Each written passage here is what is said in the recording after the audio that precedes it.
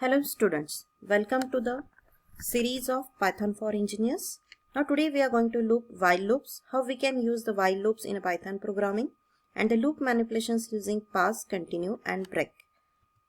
Now what is while loop? With a while loop we can execute a set of statements as long as a condition is true. So the syntax is while the condition, okay, and the colon. The colon indicates that the body of the while loop contains the indented statement. So the statement 1, statement 2 are their indented statement. Okay, this is the compulsory part, and you can have the else part as optional. Okay, in a while loop, three things are required like C. One is initialization, condition, and increment or decrement. So let's understand with the help of example. Print your name for 5 number of times. Okay, so what I need? Initialization, condition and increment. So I'm putting the condition as a count is equal to 0. While the count is less than 5 colon. So the condition is count is less than 5. For this condition, what I want to print? The name. So print VIIT. Then what I expect here? Increment. So after this statement, the count has to be incremented by 1. So I am writing count plus equal to 1. So means what? This is equivalent to count is equal to count plus 1. So in the first case, the count is 0. 0 less than 5, condition is true. So it will print VIIT once. Then count becomes 0 plus 1, 1. 1 less than 5, condition becomes true. So it will come over here. Again count goes on increasing. Like that, this process continues till the condition becomes false. So as the condition becomes false, you come out from the loop. Got it? Now we can have another example. Find addition of first 10 natural numbers. Now the natural numbers we are taking as a 10. So I need one variable for addition and 1, 2 for the count. So we made the count is equal to 1 and the addition is initially 0. Now while the count is less than or equal to 1, what I want, every time I want to add that number with your addition. So simple way I am doing add is equal to add plus count. Okay. Then I want to increment the counter by 1. So count plus is equal to 1. And now at the end, when the condition becomes false, I want addition is equal to the stored value in the add variable. So let us understand this in a Colab. You see this? The same example is there. Start. Now the addition is 55. So first case, count is 1, add is 0. So 1 less than or equal to 10, condition becomes true. Add is equal to add plus count. So add is equal to then 0 plus count. So count is 1. So the now add is 1.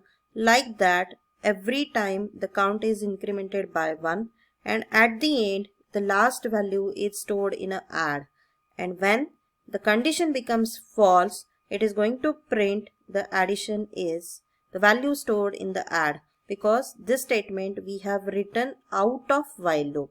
Suppose I want to get the every added number after each stage. See like this. Okay, got it? Now we can have few more examples. See here, addition of all odd numbers from 1 to 20. Yes, what will be the change? Count and add. The count we have initialized with 1, add is initialized with the 0. Now count is less than or equal to 20 because we want up to the 20 numbers. Now the same process, but now I want the odd numbers, we are incrementing it by the 2 instead of 1. Similarly, we can write a program to print a Fibonacci series up to 10 terms. What is Fibonacci series? Fibonacci series is a series in which the term is the addition of successive elements. So for example, this one is addition of 0 and 1. 2, 1 plus 1, 3, 1 plus 2. Now how to write a program? See, we have A, 0, B, 1, while the condition we are going to put b is less than 10 and I want to print the b number. So what is that? Print b, and after this I want to assign, or I want to do the process of for the Fibonacci series. So we have done it. A, b is equal to b and a plus b. In this way, as long as the condition is true, the Fibonacci series elements are get printed. Now we have some more features of while loop. One is infinite loop, else statement for while loop, and single statement while. Let us understand an infinite loop. Be careful while using a while loop, because if you forgot to increment the counter variable in Python, or we write flawed logic, the condition may never become false. In such a case, the loop will infinitely, and the conditions after the loop will stop. To stop the execution, press Ctrl C. However, an infinite loop may actually be useful. And while is the only loop where we can make while loop intentionally infinite. So let's understand here. This is a print. I want to print the numbers up to 10. Num is equal to 0. While num less than 10 condition, and I'm just printing the number. And after this I want to print int. Okay. As here the counter change is missing, the loop will run infinitely. Yes, the counter change is missing. So we will understand this in a Colab also. Yes, let's see. As the same code we are running, but just the counter is missing. So I made this as a comment. So this statement will not be considered for the execution. Okay.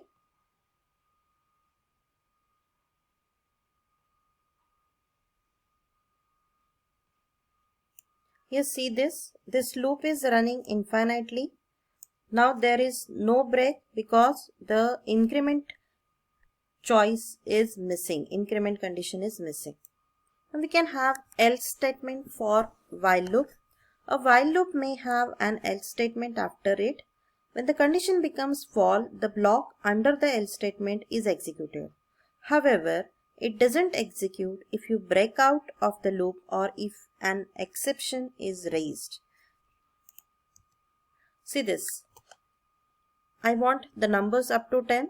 So first initialization number is equal to 0. Num less than or less than 10. Print num and increment num plus is equal to 1. So that is equivalent to num is equal to num plus 1. And in a else we are printing end. So that means as the condition becomes true, here it is going to be printed 0, 1, 2, 3, 4, 5, 6, 7, 8, 9. And when the condition becomes false, it will come to the else and it will execute the else part like this. Same way, we can have the single statement while. So this statement will be separated by semicolon. We can have the same example. Num is equal to 0, initialization. While number is less than 10, colon, print num, semicolon, num plus equal to 1. In both the cases, the result remains same. Now have a look for the difference between the while loop and for loop. While loop can have the condition for iteration, whereas for loop don't have any loop condition. While loop counter can be incremented or decremented by any number, but for loop can iterate through sequence by one increment only. While loop can be infinite, but for loop can't be infinite. Nesting of loops. We can also nest a loop inside another. Means for I in a range 1 to 6, colon, for j in the range of I, colon, print star. So here what happens? The star is printed on same line for the j number of times, and we are taking this print to print new line for I number of times. So this print is a part of I for loop. Okay. Now the inner loop will be executed one time for each iteration of the outer loop. So I is in outer loop and j is in a inner loop. So let's understand what happens. First, I is becomes 1. So j in a range of 1. So j also becomes 1. So it is printing that star for j number of times. So j is 1. So it will be printed. Then it will go to the new line because the inner loop is executed one time for each iteration of outer loop. Then I becomes 2. So it will go in a j loop. J in the range of I. Now I is now 2.